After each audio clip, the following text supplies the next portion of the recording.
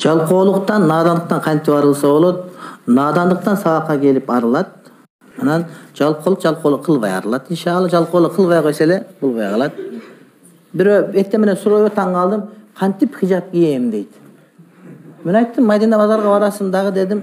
18 сомго 1 метр кездеме келет. Алып туруп кулагың мойнуңа жап салынсаң хижап кийген болосуң. Этек uzun, жең uzun көйнөк хижап ошо болду. Кантип кийиш керек эле. Şu жалкоолукта кантип арылам? Арылбаш керек, план түзүш керек. Бүгүн эмне кылам, эртең эмне кылам деп ошого иш кылыш керек, урматтуу бир тууганым. Анан мисалы үчүн кээ бир адамдар бар, мисалы үчүн мен таң кала берем да,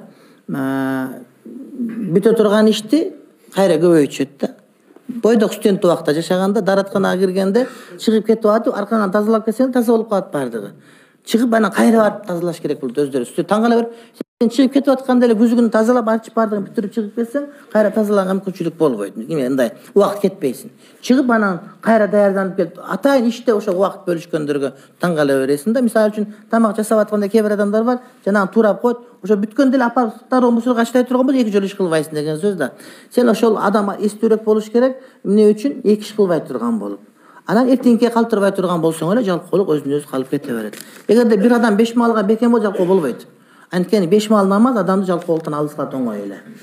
Намазга даарат аракет кылат да.